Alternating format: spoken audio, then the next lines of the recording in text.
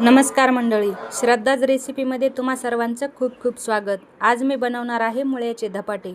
तर त्यासाठी मी मुळा घेतलेला आहे एक, तो मी किसून घेतलेला आहे। त्यानंतर त्यामध्ये पाणी टाकून स्वच्छ असा धुवून मी पिळून घेतलेला आहे, त्यामुळे मुळ्याचा आपल्या वास येणार नाही।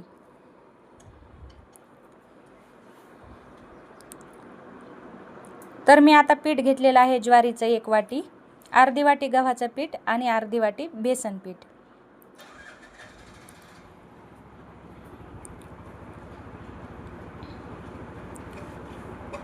त्यानंतर त्यामध्ये टाकलेली आहे बारीक कोथिंबीर चिरून,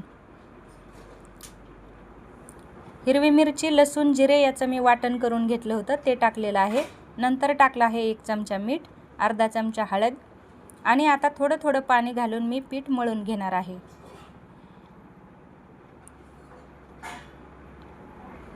व्हिडिओ आवडला तर व्हिडिओला लाईक करा, शेअर करा आणि चॅनलला सबस्क्राईब नसेल केलं तर नक्की सबस्क्राईब करा। तर पीठ मळून झालेलं आहे। त्यानंतर मी एक छोटा कपडा सुती घेतलेला आहे चौकोनी पोळपाटाच्या आकाराचा, तो मी ओला करून घेतलेला आहे।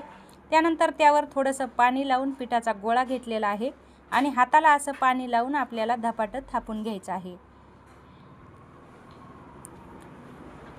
तुम्ही पाहू शकता धपाटं छानपैकी थापून झालेलं आहे। तर धपाट्याला असे 2-3 होल करायचे आहेत। तर तवा गरम झालेला आहे, तव्यावर मी टाकलेला आहे तेल आणि धपाटं टाकलेलं आहे। तुम्ही पाहू शकता खूप छान असं धपाटं आपलं तयार झालेलं आहे।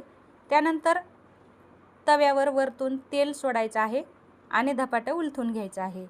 दोन्ही साइडनं तेल लावून भाजून घ्यायचं आहे। जर लहान लेकरांना मुळा आवडत नसेल तर तुम्ही अशा पद्धतीने धपाटे करून त्यांना मुळा किंवा इतर कोणत्याही पालेभाज्याचे धपाटे करून खाऊ घालू शकता।